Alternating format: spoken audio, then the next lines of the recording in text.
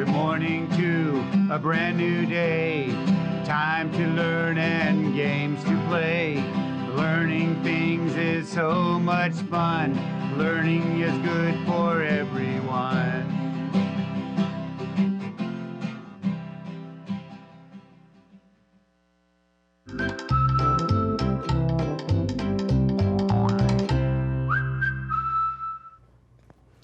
Good morning, boys and girls. Welcome back. My name is Mrs. Vang, and I'm so excited to have you join me so that we can learn our letters and our sounds so that we can become amazing readers and writers. I was just catching up and reading another Clifford book because Clifford, if you didn't notice, he's in our classroom all the time. And so I thought I would showcase some of the Clifford books because my kids love reading about Clifford. Now today's book is called Clifford's Loose Tooth. Who has a loose tooth right now? Are you using your tongue filling out your tooth? Any loose tooth? Oh, I don't. Do you? Well, in this story, Clifford has a loose tooth. Should he pull it out? Should he sneeze it out? Will it fall out if he chews a big bubble gum? I don't know. To read about this funny story about Clifford, make sure you go on Sora and borrow the book so that you can read all about Clifford's loose tooth. Good. Boys and girls, we have a busy day today because we have to make our brain strong. So, are you ready to learn? Let's get started. We're going to start with our high frequency words. Remember, high frequency words are words that we use most frequently when we are writing, and high frequency words are words that show up most frequently when we are reading. So it's important to learn them so that you can read them and write them without really having to use a lot of brain power, so we can save those for the longer words. So let's practice our high frequency words that we've learned this week already. Ready? Let me get my reading finger to help us. Let's read our high frequency words. Any, all, new, goes, number, and other. Good job, boys and girls. Today, we're going to add 2 more words. Ready? I want you to help me read and write the words. So if you have a paper or a pencil, a whiteboard nearby, get it so you can help write. If you don't, use what I call your magic finger and write in the air or on a hard surface. Ready? My first word today is the word says. Help me read it. Says. Help me spell it. S-A-Y-S. Says. Good job. Now, my next word says write. Help me read it. Write. Help me spell it. R-I-G-H-T. Right. Now this is a special word because it's what we call a homophone, because there's more than one meaning to this word right. Because I can say, this is my right hand, or I can say, I know the right answer. But there's another type of right, which we call our multiple meaning, another type of right where you write, and that's a different spelling. So this is a tricky word. So you really have to use the sentence in context to understand which word they're talking about. So let's read our sentences. Help me read to see if I can put one of these words into the sentence to see which one it belongs in. Ready? Help me read the first sentence. The first sentence says, my mom, it is time for lunch. My second sentence, help me read it. I put my hand up. Now, if I was reading the sentence, remember we just talked about that word right? I put my right hand up. Does that make sense? Yes, so in my mind, I'm putting my right hand up. And the first sentence says, my mom says it is time for lunch. Does that make sense? Yes, that does make sense. So our 2 high frequency words this week are says and right. Good job, boys and girls. Now, let's go and practice some of our listening skills. So, get those listening ears. I always say, turn the volume up. We have a fun game that we're going to play today. We're going to play a game called Same Vowel Sound. Yes, it's the same game that we played the other day. This is where I say 3 words and you have to tell me which 2 words have the same vowel sound. So you really have to listen to my words to find the 2 words that have the same sound. So turn them up. Again, I know I already told you, turn them up again. Let's see if you guys can find the 2 words with the same vowel sound. Ready? Now, what if I said these words? Ready? Tick, like, kit. Tick, like, kit. Which 2 words have the same vowel sound? Tick and tip. Good. They both say I. Like says I. Good job, boys and girls. Did you get it? Good. Let's practice with these words. Ready? Pit, hike, time. Pit, hike, time. Which 2 word has the same vowel sound? Good job. Did you say hike and time? Could they both say I? Pit says I. Good job, boys and girls. Okay, one last set of words. Ready? What if I said wipe, tip, and 9? Wipe, tip, 9. Which 2 words have the same vowel sound? Good. Wipe and 9 both say I. Tip says I. Awesome job, boys and girls.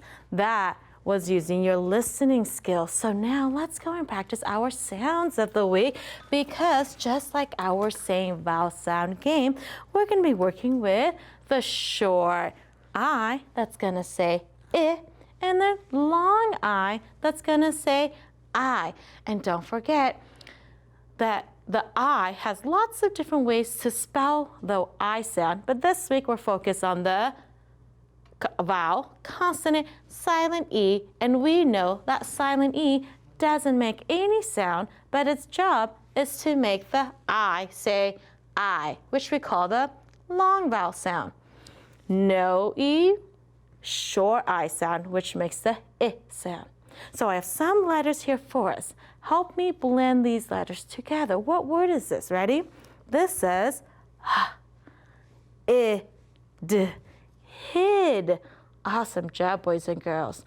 Today we're going to be working with some spelling pattern with this also. So hid. Now what's going to happen if I put the silent E? Remember, the I is going to say I. You're right. Let's blend it with the long vowel sound. Ready? Huh. I'd. Hide. Good job. Hide.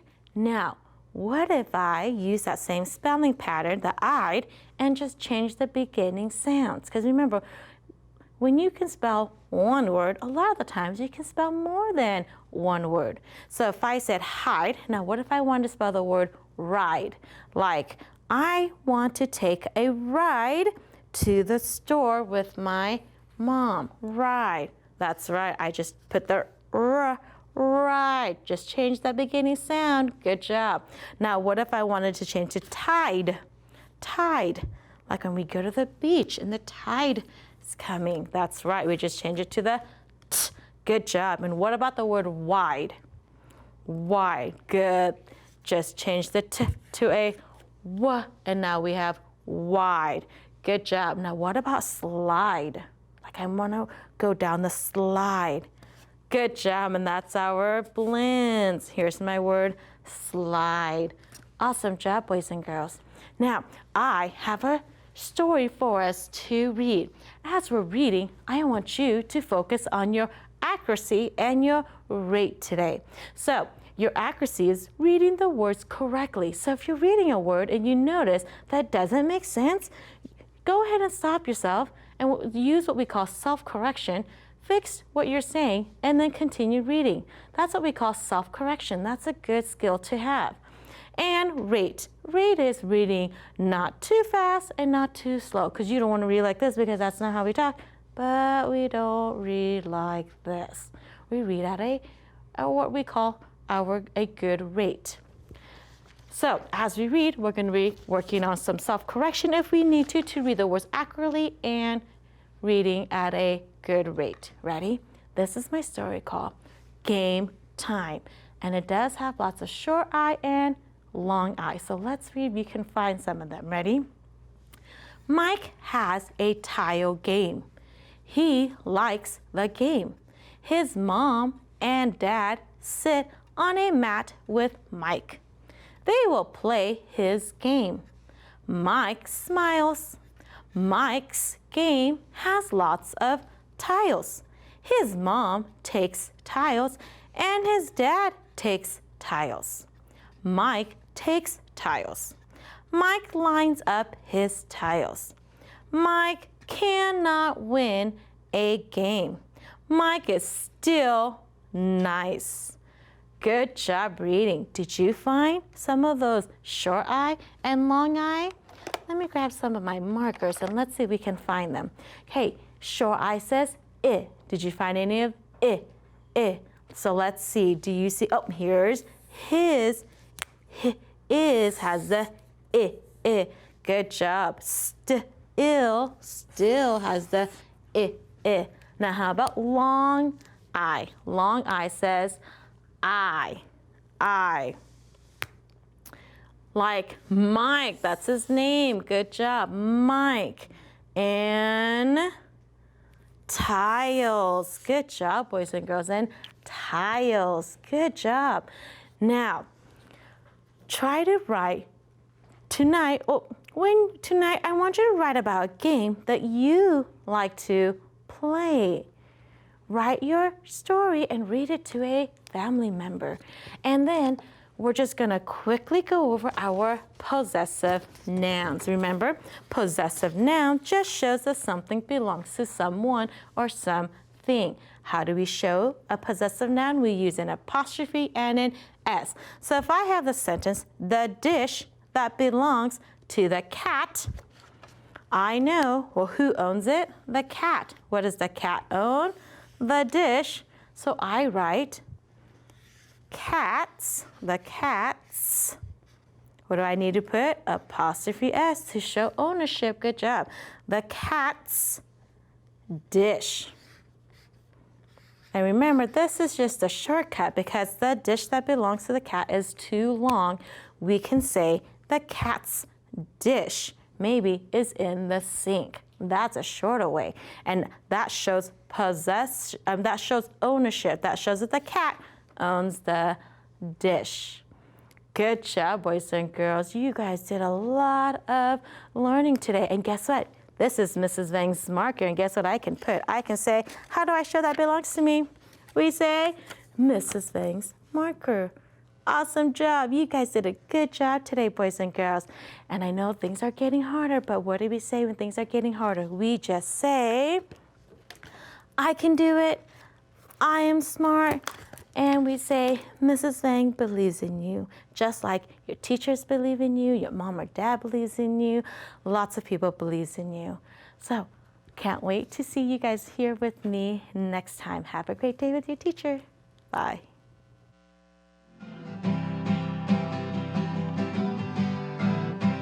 Good morning to a brand new day. Time to learn and games to play. Learning things is so much fun. Learning is good for